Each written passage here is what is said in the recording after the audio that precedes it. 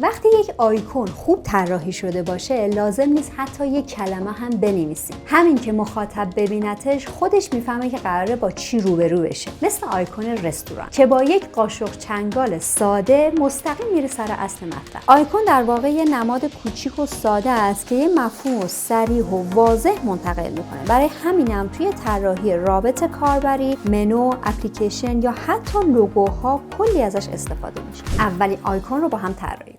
6 تا آیکون رستوران میخوام انجام بدم. توی ابزارها رکتانگل رو انتخاب میکنم. آلت رو نگه میدارم یک مربع کامل باشه. آلت رو نگه میدارم بازی یه دونه اینجا میندازم، کنترل دی رو میزنم، 3 تا رو انتخاب میکنم، آلت رو نگه میدارم و اینجا قرارش میدم. خب این رو هم نیاز نداریم اینقدر دیگه فاصله داشته باشه. خب خوبه. اینجا میخوام بدون اینکه حالا یک بیسی داشته باشیم خودمون شروع کنیم به طراحی کردن. اولیش رو میخوام از اینکه آشپز رو میخواد نشون بده شروع میکنیم کشیدن، یعنی اون کلاه آشپز رو میخوام شروع کنم کشیدن. رکتانگل رو انتخاب میکنم. اول که میخوام همه اینا یه کنترل تو بزنم همش قفل بشه، همه رو انتخاب کردم. یه بار دیگه من انجام بدم. عزیزان بعضیا میگن ببینید من این رو بازش کنم، الان همه اینا رو انتخاب میکنم، ببینید همش انتخاب شده هست. خب کنترل تو رو میزنم همش با هم قفل میشه. از اولی میام شروع میکنم. رکتانگل رو انتخاب میکنم، یه دونه رکتانگل با گرفتن شیفت که حالت مربع باشه انتخاب میکنم، رنگ سفید رو بهش میدم، این رو اینجا قرار میدم. توی ابزارها میام فری ترانسفورم رو روش کلیک میکنم، گزینه سوم زده پرسپکتیو دیستورت، اینجا رو یک مقدار میارم به داخل. دیدی که کلاه آشپز پایینش نازکتر از بالاه و الیپس رو انتخاب میکنم، شیفت و آلت رو نگه میدارم، یه دونه الیپس اینجا میذارم. میتونیم از رفلکت هم استفاده کنیم. آلت رو نگه میدارم، یه دونه کپی یعنی تو راستای اون اینجا بذاره، آلت رو نگه میدارم باز یه دونه دیگه کپی این قسمت بالا میذارم، ببینین دقیقاً کلاه در اومد. حالا همه رو انتخاب میکنم. هم میتونیم توسط شیپ بیلدر که حالت مثبت داره همه رو اینجوری انتخاب کنیم که لایه ها کلا یکی باشه، همین که میتونیم همه رو مجدد انتخاب کنیم، بیایم تو قسمت پدفایندر و یونایت رو بزنیم. شیفت و ایکس رو میزنم حالت خطی باشه، میبینید آیکون به صورت خطی و در ساده ترین حالت ممکنه. یه 4 تا خط هم اینجا میذاریم. لاین سگمنت رو انتخاب میکنم، آلت رو نگه میداریم، هم میتونید صاف باشه هم میتونید حالت کج هم بذارید. یه دونه دیگه این بار آلت رو نگه میدارم صاف باشه و یه دونه دیگه این یکی رو انتخاب میکنم، دوباره توسط رفلکت آلت رو نگه میدارم، یه دونه کنارش میکشم که برعکس بشه. البته با کلیدهای جهت نمای روی کیبورد فاصله بین اینا رو به این حالت، حالا چشمی این با یکی یکی باشه. خب خوبه. این رو هم میام وسط قرار میدم. حالا همه رو انتخاب میکنم و توی قسمت استروک میام حالت راوند کپ رو میزنم که اون حالت کروی رو این قسمت بالا به همون بده. 3 تا انتخاب میکنم، یک کوچولو دیگه میارمش پایین. اگه میخواین لایه ها رو یکی کنین همه رو انتخاب میکنیم، تو قسمت آبجکت پد و اوتلاین استروک رو میزنیم از حالت استروک خارج بشه و دوباره توی پدفایندر یونایت رو میزنیم که کلا لایه یکی بشه. میایم برای بعدی غذا رو میخوایم، حالا اون آیکون غذا رو میخوایم نشون بدیم. باز تو قسمت آیکون ها الیپس رو انتخاب میکنم، شیفت و آلت رو نگه میدارم یه همچین حالتی، باز شیفت و ایکس رو میزنیم، سایزش رو اینجا زیاد میکنم. البته این رو بعد دقت میکنم سایز چند بود که دقت نکردم، اشکال نداره. حالا روی 12 از اینجا دیگه همه رو قرار میدیم. رکتانگل تور رو انتخاب میکنم، از قسمت این مرکز رو میبینید یه کوچولو پایین تر از اینجاها میارمش پایین، جفتش انتخاب، شیپ بیلدر رو انتخاب میکنم، آلت رو نگه میدارم که این قسمت رو حذف بکنین. دوباره میام توی ابزارها لاین سگمنت تول رو انتخاب میکنم و یه دونه با گرفتن شیفت که یه خط صاف بشه این اون حالت اینکه ظرف غذا هست رو اینجا میکشیم. حالا یه هلالی میخوایم روی این داشته باشیم، هم میتونیم از الیپس استفاده بکنیم، هم میتونیم از پن استفاده بکنیم و هم میتونیم از گزینه آرک تول استفاده کنیم. من از آرک تول استفاده میکنم، یه دونه اینجا میکشم، یه همچین حالتی، ولی اینجا میام یکم سایزش رو کوچیک‌تر میکنم. این رو میام اطرافش رو کرو میکنم، راوند کپ رو میزنم، باز این یکی خط رو هم میام راوند کپ رو میزنم. هنوز تکمیل نشده، یک مقدار پایین‌تر میام توسط لاین سگمنت تول یه همچین چیزی میکشم. الیپس رو انتخاب میکنم، یه دونه الیپس هم میکشیم که الیپس هم حالت استروک باشه که توش خالی باشه، یک مقدار کوچیکتر، یک مقدارم پایینتر، این شکلی. ولی خب توی طراحی باید همه خطوط ضخامتشون عین هم باشه، پس من میام از ظرف بزرگه میگیرم و الان میام راوندش میکنم که اینم حالا همون دقیقاً ضخامت اونا رو داشته باشه. اینم ضخامتش روی 12 میذاریم. خب به این شکل خوبه. میریم برای آیکون بعدی. شیفت و آلت رو نگه میدارم، دوباره یه دونه دایره اینجا میکشم، اینم روی 12 خوبه. کنترل سی اف، آلت و شیفت رو با هم نگه میدارم که اون حالت بشقاب رو داشته باشیم. دوتاش رو روی 12 قرار میدم، این حالت بشقاب باشه یکم کوچیک‌تر، باز روی 12 میذاریمش. خوبه. الان البته اینا رو من از حالت استوری خارج نکردم، حالا نمیتونیم آخر کارم این کار رو انجام بدیم. حالا قاشق چنگال رو میخوام دو طرفش بذارم. میام رکتنگل رو انتخاب میکنم، اول یه همچین حالتی رو میکشم، زومش کنم، اطرافش رو یه کوچولو کرو میکنم، کامل کرو نمیکنم، یه کوچولو که یه ذره اطرافش حالت زاویه طور هم داشته باشه. دو تا از این میخوام، یه دونه برای قاشق و یه دونه برای چنگال. چاقو عذرخواهی میکنم. خب میام اینجا، این یکی برای چنگال میخوام یه دونه لاین سگمنت تول یه همچین چیزی اینجا میکشم. برای قسمت بالایی چنگال رکتنگل رو انتخاب میکنم، یه همچین حالتی رو اینجا میکشم، با دایرکت سلکشن تول دو تا قسمت بالایی رو کامل کرو میکنم و قسمت بالایی رو با قیچی اینجا و اینجا حذف میکنم، یعنی این قسمت بالا رو کلا نمیخوایم. یعنی این برای چنگال استفاده میشه که دو تا خط هم میتونیم توسط لاین سگمنت تول اینجا بکشیم. آلت رو نگه میدارم و اینجا قرارش میدم. دو تا رو انتخاب، این قسمت ها رو میارم بالاتر، یعنی این کلا میشه چنگال. چه راحتی تونستیم چنگال رو بکشیم. این رو هم از این میگیرم و سایزش رو یک مقدار کوچیک‌تر.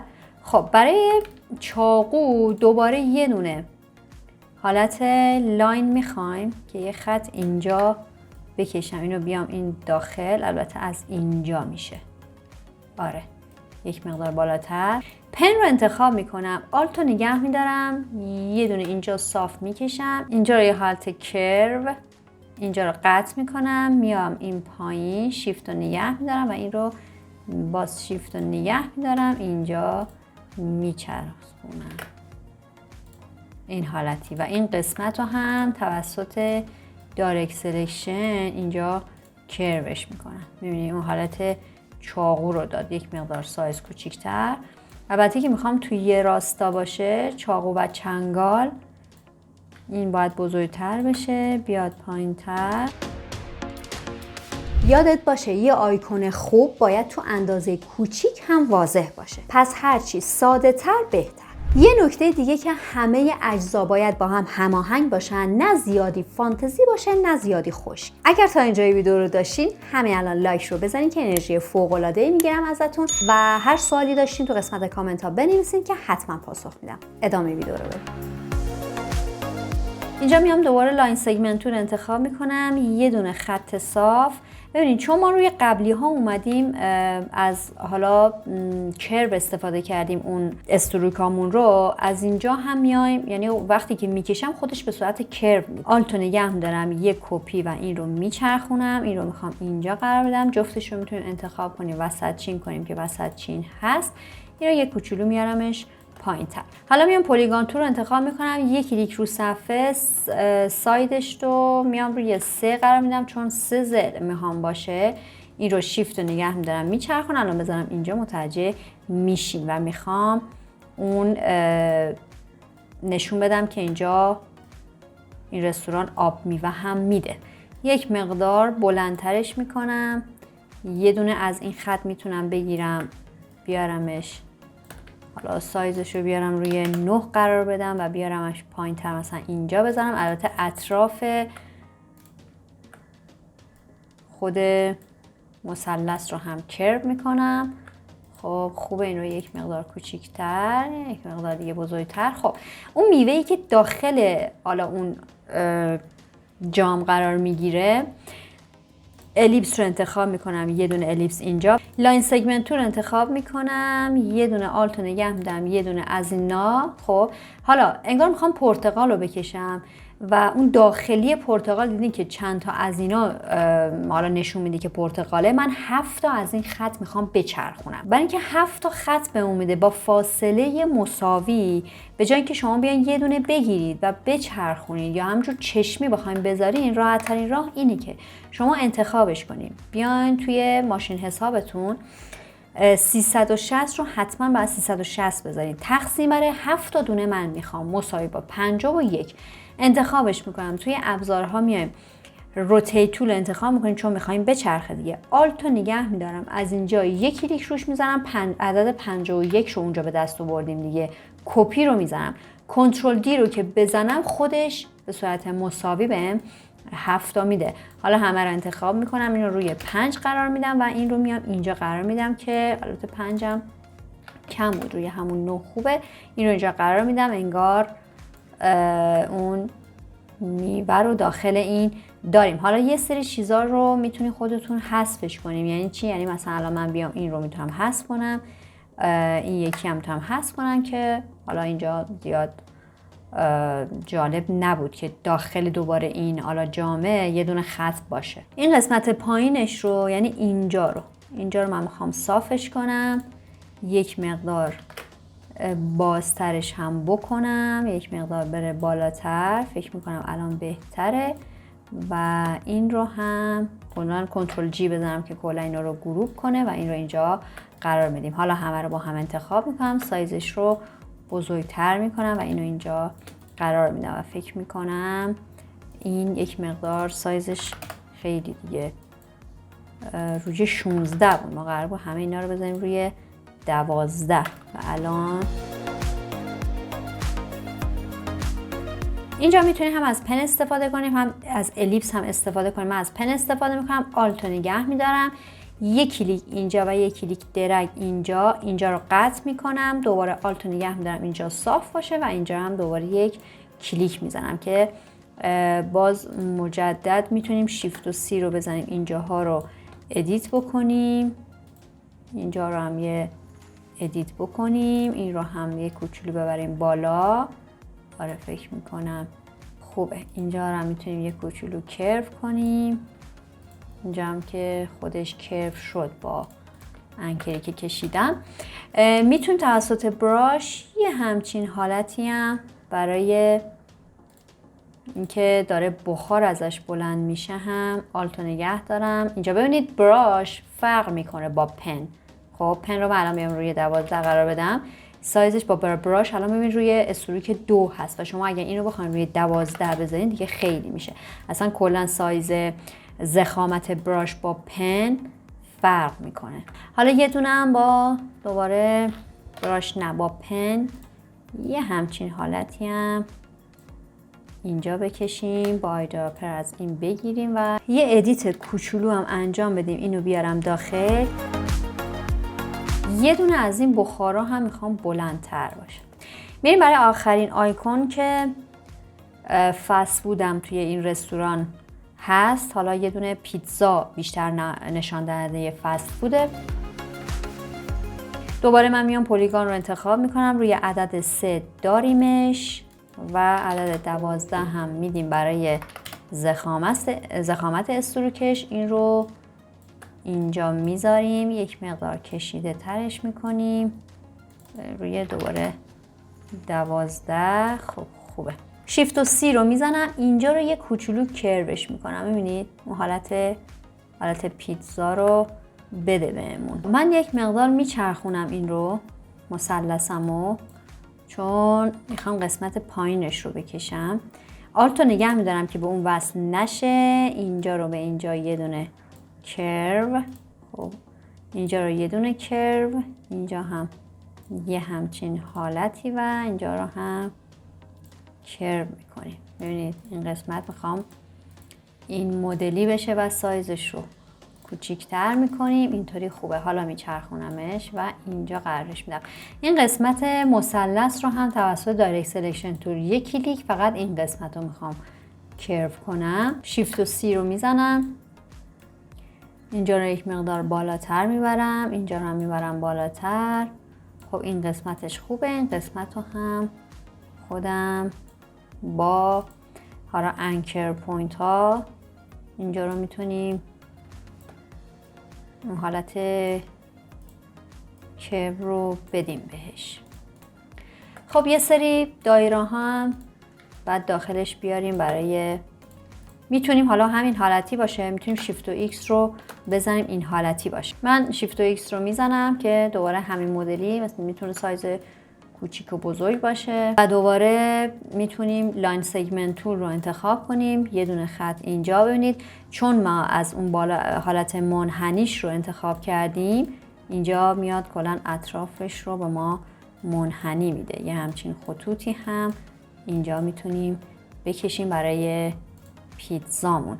البته فکر میکنم اینجا هنوز باید یک ادیتی انجام بشه، یه جوریه این بالاش.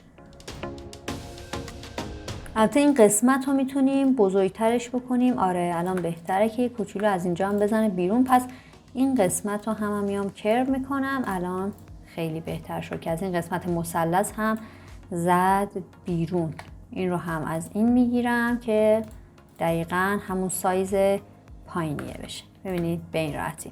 حالا این یکی رو که ما کلا اومدیم از حالت استروک خارجش کردیم و لایش رو یکی کردیم، این رو هم میتونیم به همین صورت تو قسمت آبجکت پد و اوتلاین استروک رو بزنیم و باز مجدد بیایم اینجا لایش رو یکی بکنیم. یعنی همه اینا لایه ها یکی میشه. یا نه اگه نمیخواین لایه ها رو یکی کنین حتما انتخاب کنین کنترل جی و گروه بندیشون بکنید که متوجه باشین و هر کدوم هم اسم گذاری بکنید. اینجوری توی نرم افزار ایلوستراتور قاطیشون نمیکنین. مثلا این پیتزا رو انتخاب میکنین، حتما روش دابل کلیک کنین و بنویسین پیزا که اینجا داشته باشین و قاطی نکنین. یا مثلا اینو بنویسین فود که قاطیشون نکنین. یا اگرم میخواین حالا به صورت گروه بندی نباشه والایش یکی باشه که گفتم، یعنی تو قسمت آبجکت پد اوتلاین استروک رو میزنید و اینجا یونایت رو میزنید. یا میتونید انتخاب کنید بیاین تو قسمت آبجکت و اکسپند رو روش کلیک کنید و هم باز همون اتفاق میفته، هیچ فرقی نمیکنه. خب اینم از آیکون رستوران ما. حالا به هم بگو دوست داری آیکون بعدی چی باشه؟ اگرم که دوست دارین تفاوت آیکون و لوگو رو بدونید توی کامنت ها بنویسید که در اولین فرصت ویدیوش رو